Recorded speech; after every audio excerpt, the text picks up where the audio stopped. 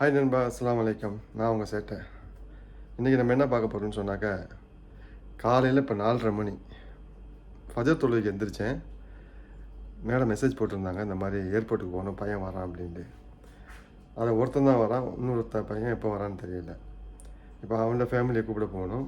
மணி 4:30 மணி. இப்போ நம்ம ஏர்போர்ட் போகணும். ஃபஜர் தொழுகை எழுந்திரிச்சப்போ தான் மெசேஜ் பார்த்தேன். நல்ல வேலைக்கு மெசேஜ் நான் பார்த்தேன், இல்லைன்னா நான் தூங்கியிருப்பேன். இப்போ நண்பா நம்ம ஏர்போர்ட்டுக்கு போகிறோம். அவனை பிக்கப் பண்ணிட்டு வந்ததுக்கப்புறம் இன்றைக்கி என்னென்ன இருக்குன்னு அப்டேட் பண்ணுறேன். அப்படியே சேட்டை கூட லைனில் இருங்க. சப்ஸ்கிரைப் பண்ணாத நண்பங்க சப்ஸ்கிரைப் பண்ணிக்கோங்க ப்ளீஸ். தேங்க்யூ. லைக் பண்ணுங்கள்.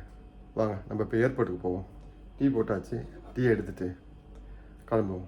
ஓகே நண்பா, see you. ஹாய் நண்பா, இப்போ நம்ம ஏர்போர்ட் கிளம்பிகிட்டு இருக்கோம். இப்போ நம்ம ஏரியாவிலேருந்து மிஷில்ப்லேருந்து இந்த ஏர்போர்ட்டுக்கு சுமார் ஒரு 12 கிலோமீட்ரு. ஆமாம், 12 கிலோமீட்ரு. இப்போ பாருங்கள், ரோட்டில் ஒரு காக்கா கூட கிடையாது. இப்போ நான் ஃபஜர் தொழுதுட்டு 4:45க்கு நான் கிளம்பிட்டேன்.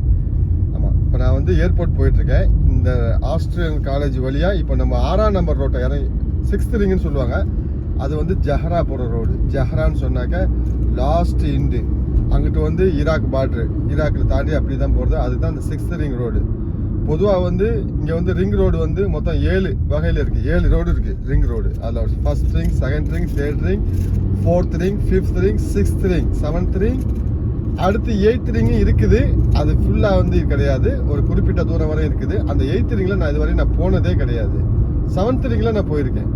ஆமாம், இப்போ வந்து நம்ம வந்து இதை இப்போ வந்து 6th ரிங்கில் நம்ம போனோம்னாக்க அதுக்கு அதில் இடையில 50 நம்பர் ரோடு, அது வந்து குவைத் சிட்டிக்கு போகிற ரோட்டில் அந்த ஏர்போர்ட் ரோடு பிரியுது. இப்போ அந்த ஏர்போர்ட் ரோட்டை நம்ம பிடிச்சி இப்போ நம்ம வந்து 10 நிமிஷத்தில் போயிடுவோம். ரெண்டாவது பாருங்கள், இப்போ அவங்க வந்துக்கிட்டு இருக்காங்க ஃப்ளைட்டில்.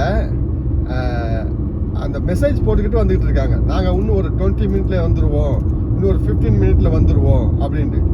அப்போ வந்து மெசேஜ் வந்து போடுற அளவுக்கு வந்து இப்போ வந்து விஞ்ஞானம்லாம் வளர்ந்துருச்சு. ஏன்னா ஃப்ளைட்லலாம் முன்னாடிலாம் எங்கள் டெலிஃபோனே எடுக்கக்கூடாதுன்னு சொல்லுவாங்க. டெலிஃபோன்லாம் எடுத்து நோண்டக்கூடாதுன்னு சொல்லி ஒரு காலத்தில் சொல்லுவாங்க. ஒரு காலம்னா என்ன, இப்போ கிட்டத்தில் தான் ஒரு 5-10 வருஷத்துக்கு முன்னாடி. இப்போ பாருங்கள், அங்கே வைஃபை வசதி அந்த ஃப்ளைட்டில் ஏற்படுத்தியிருக்காங்க. இப்போ எல்லா ஃப்ளைட்லையும் வரல, இன்னும் ஒரு சில ஃப்ளைட்டுகளில் இப்போ வருது. இந்த ஃப்ளைட் இப்போ வந்து துபாயிலேருந்து வருதுன்னு நினைக்கிறேன். ஆமாம், முக்கியமான எல்லா ஃப்ளைட்லையும் இருக்கா என்னன்னு தெரியல. அப்படி எந்தெந்த ஃப்ளைட்டில் இருக்குதுன்னு சொல்லிட்டு தெரிஞ்ச நண்பர்கள் கமெண்ட் பாக்ஸில் கமெண்ட் சொல்லுங்கள். இப்போ நான் இந்த இடத்துக்கு நான் இப்போ ஏர்போர்ட் போயிட்டுருக்கேன். இதுதான் நண்பா 6th ரிங் ரோடு. இந்த பார்த்தீங்களா, இது வந்து ஜஹரான்னு போட்டிருக்குது. இந்த ஜஹராங்கிற ரோடு தான் லாஸ்ட் இண்டு. இந்த வழியை பிடிச்சி போனோம்னா தான் நம்ம ஏர்போர்ட்டுக்கு போக முடியும். இப்போ என் ஏரியாவிலேருந்து மிஸ்ரிப்லேருந்து இந்த 6th ரிங் ரோட்டை நான் பிடிச்சிட்டேன். பாருங்கள், எல்லா வண்டியும் இப்போ தான் ஒன்று ஒன்றா போயிட்டுருக்கு. என் ஏரியாவுக்குள்ள ஒரு காக்கா கிடையாது. இந்த ரிங் ரோட்டில் தான் மெயினாக எல்லா வண்டிகள் போகும். ஏன்னா ரிங் ரோடு தான் வந்து எல்லாரும் வேலைகளுக்கு போகிறதுக்கு தேர்ந்தெடுக்கிற ஒரு ரோடு. இந்த 6th ரிங்குங்கிறது வந்து கொஞ்சம் டிராஃபிக் இல்லாமல் இருக்கும். இப்போ தான் பாருங்கள், இந்த பஸ்ஸு, இந்த கம்பெனி கண்டெய்னர்கள், இந்த பாருங்கள் பால் வண்டி இப்போ தான் போகிறான். அடுத்து பாருங்கள், இன்னும் எல்லாம் பஸ்ஸு தான். அடுத்து முன்னால் போகிறதெல்லாம் பஸ்ஸு தான். இப்படியே ஒரு வண்டியாக இனிமேல் வந்து இந்த 4 மணிலேருந்து ஸ்டார்ட் ஆக்கிடுவாங்க வேலைக்கு போகிறதுக்கு. வாங்க நம்ம இப்போ ஏர்போர்ட்டுக்கு போவோம். போயிட்டு அங்கே போயிட்டு வந்துட்டாங்கன்னாக்கா டக்குனு பிக்கப் பண்ணிக்கிறோம். அப்படி இல்லையா, நாம் வந்து அங்கே வெயிட் பண்ணணும். வெயிட் பண்ணுறேன்னு சொன்னாக்கா காசு கொடுத்து பார்க்கிங்கில் நம்மளால் போட முடியாதுன்னு இல்லை, போடலாம், அவங்களும் கொடுப்பாங்க. நமக்கு தேவையில்லை. ஏன்னா வந்துட்டு பார்க்கிங்கில் போட்டு ஒரு அரை மணி நேரம் 3/4 மணி நேரம் வந்தாங்கன்னா பிரச்சனை இல்லை. பார்க்கிங்கில் அப்போ தான் போடுவேன், வந்துட்டேன் வண்டி எடுத்துகிட்டு வா அப்படிம்பாங்க. அப்போ 5 நிமிஷத்துக்குள்ளே அந்த பார்க்கிங்கை நம்ம காசு கொடுக்குறது அது அநியாயம், வேஸ்ட்டு. அதனால அந்த இடத்துக்கிட்ட லைட்டாக அப்படி சுற்றி இருந்துட்டு, இல்லை சைடில் ஒரு பார்க்கிங் ஒரு ஓரமாக போட்டுருந்தோம்னாக்கா போலீஸ்காரன் வந்தானாக்கா எடுத்துகிட்டு ஓடிடலாம். ஆனால் போலீஸ் வரானே அப்படின்னு சொல்லி வண்டி எடுத்துகிட்டு போயிடலாம். அங்கே அப்படி நின்றுட்டு நம்ம வந்து இவங்களை பிக்கப் பண்ணிட்டு வருவோம். கமான், லெட்ஸ் கோ.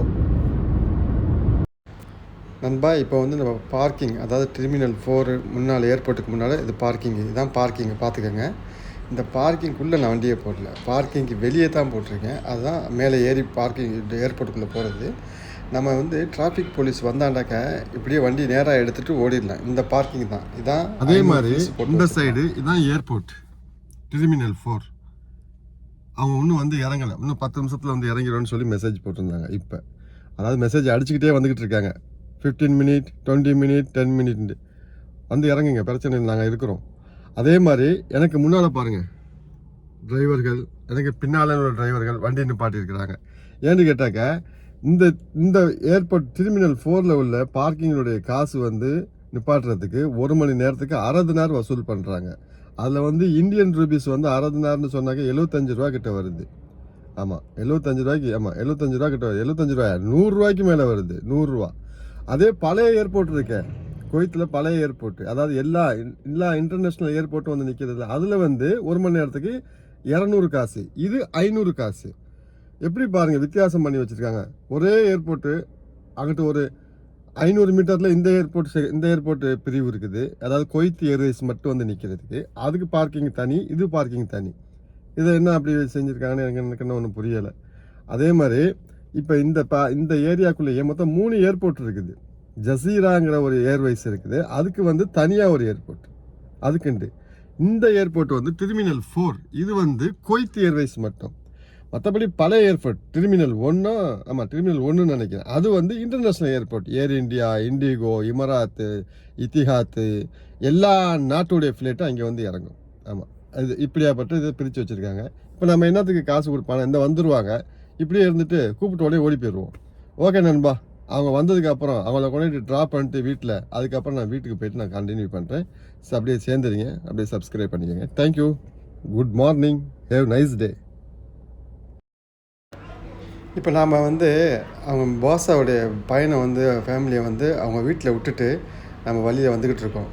சூரியன் வந்து உதிச்சிட்டு எல்லாரையும் வெல்கம் பண்ணிக்கிட்டு இருக்கான். எல்லோரும் எழுமுங்க வேலைக்கு போகலாம் அப்படின்ட்டு. பார்க்குறதுக்கு ரொம்ப அப்படியா சூப்பரான ஒரு காலை காட்சி. அந்த சன்ரைஸை பார்க்குறப்ப மனசுக்குள்ளே ஒரு இணைப்பிரியாத ஒரு ஆனந்தமாக இருந்துச்சு. ஏன்னா காலையில் இதை பார்க்குறது ரொம்ப அரிது. அப்புறம் எங்கள் பாஸோடைய பையன் வந்து என்ன காலங்காத்தால நீ எழுந்துச்சு வந்துட்ட பாவம் அப்படி இப்படின்னு சொல்லிக்கிட்டு வண்டியில் வர பேசிக்கிட்டே வந்தாப்புல.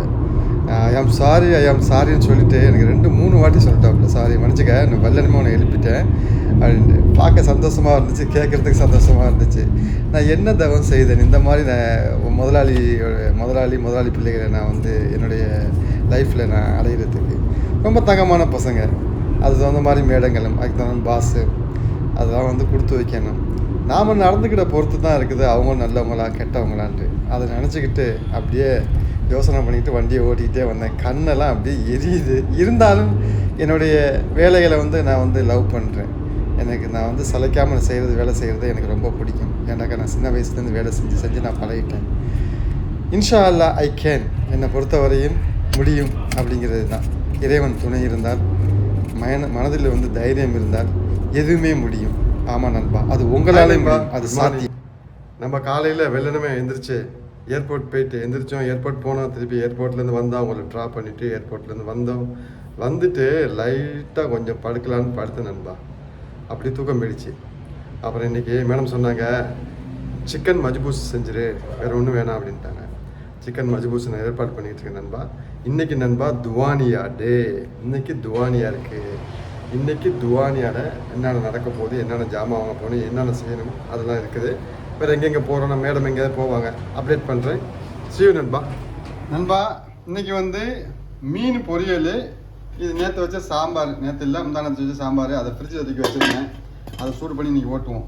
மீன் வந்து ஐயப்பண்ணன் கொடுத்தாரு, நம்ம ஃப்ரெண்டு ஐயப்பண்ணன் கொடுத்ததுனால இன்றைக்கி மத்தியானம் சாம்பார் மீன் பொரியல் இதோடு ஓட்டிடுவோம். மசாலாலாம் போட்டு ரெடியாக இருக்குது. இன்றைக்கி மத்தியானம் லஞ்சு செம்மையாக அசைத்திடுறோம். சும்மா கிருட்டுன்னு பண்ணிடுவோம்.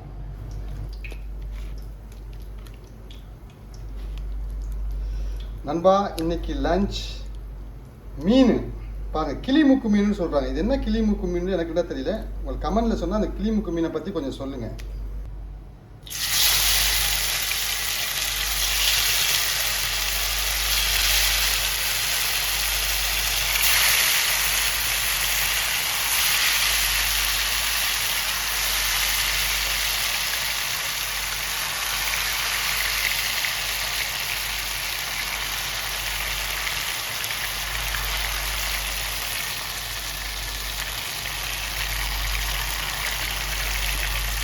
ஹாய் நண்பா, நம்ம காலையில் ஏர்போர்ட் போனோம். ஏர்போர்ட் போய்ட்டு வந்து நம்ம மீன் பொரித்தோம், லஞ்ச் சாப்பிட்டோம். சாப்பிட்டு கொஞ்சம் படுத்துருந்து ரெஸ்ட் எடுத்தோம்.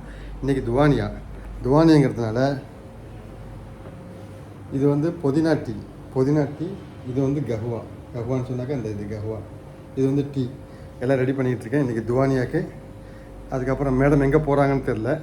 மேடம் போனாங்கன்னா அவங்க கூட நான் கிளம்பிடுவேன். துவானியை ராமு பார்த்துக்க சொல்லிடுவேன்.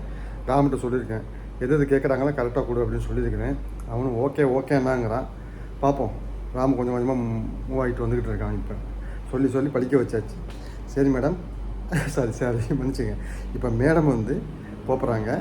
அவங்க எங்கே போகிறாங்கன்னு தெரில. இப்போ அவங்க கூட நான் போகிறேன். எங்கே போகிறாங்கன்னு சொன்ன அந்த இடத்துக்கு போய்ட்டு நான் ஒன்று சொல்கிறேன். ஓகே நண்பா, சேட்டை கூட அப்படியே சப்ஸ்கிரைப் பண்ணிங்க. சேட்டை கூட அப்படியே ட்ராவல் பண்ணுங்கள். இன்றைக்கி என்னென்ன இருக்குன்னு சொல்லி அப்டேட் பண்ணுறேன்.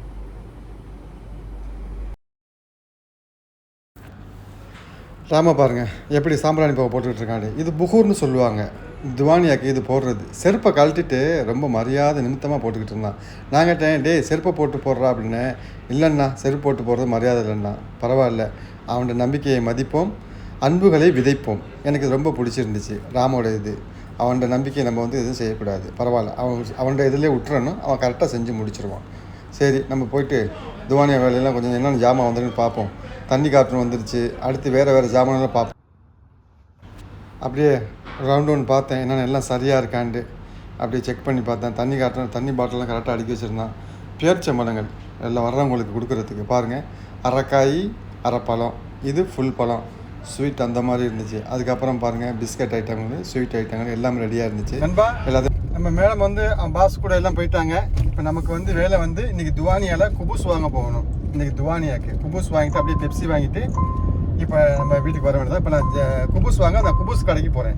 ஈரானி குபூஸ்ன்னு சொல்லி போன எபிசோடில் உங்களுக்கு காட்டியிருப்பேன். ஈரானி குபூஸு, அந்த ஈரானி குபூஸ் தான் வாங்க போகிறேன். சிம்சிம் சொன்னாக்கா இந்த வெள்ளை எள்ளு போட்டது. வெள்ளை எள்ளு போட்ட சிம்சிம் குபூஸ் ஒரு 8, நார்மல்னா சிம்சிம் போடாதது ஒரு 5 வாங்கிட்டு நம்ம வீட்டுக்கு போவோம். நம்ம குபூஸ் கடைக்கு வந்துட்டோம். அப்படியே பக்கத்தில் தான் ஜெமியா இருக்குது, சூப்பர் மார்க்கெட். அங்கே ஒரு பெப்சியை வாங்கிட்டு வீட்டுக்கு கிளம்பிடுவோம். சும்மா கிரட்டு நீங்கள் வேலையை முடிச்சிடுவோம். நண்பா, இப்போ துவானியை நடந்துக்கிட்டு இருக்கு. நம்ம மேலே வந்து அவங்க பையனோட போனாங்க சாப்பிட்றதுக்கு. அவங்க பையனோட வீட்லேயே உட்காந்து சீக்கிரமா அப்படின்னு சொன்னாங்க. இப்போ நம்ம துவானியை போட்டுட்டு ராமுகிட்ட ஒப்படைச்சிட்டு நம்ம இப்போ அவங்களுக்கு பிக்கப் பண்ண போயிட்டுருக்கோம். பிக்கப் பண்ணிட்டு வந்ததுக்கு அப்புறம் ஏதோ வேலை இருக்குது போல இருக்குது. அதையும் நான் அப்டேட் பண்ணுறேன். இப்போ நான் இங்கே போயிட்டுருக்கேன் நண்பா. மேடத்தை கூப்பிட்டுட்டு வந்ததுக்கு அப்புறம் நான் ஒன்றும் சாப்பிடலை. மணி இப்போ வந்து 9:30 ஆச்சு. ராமுகிட்ட சொல்லிட்டு வந்தேன், எனக்கு சாப்பாடு எடுத்து வைடா, வரத்துக்கு லேட் ஆகும் அப்படின்ட்டு.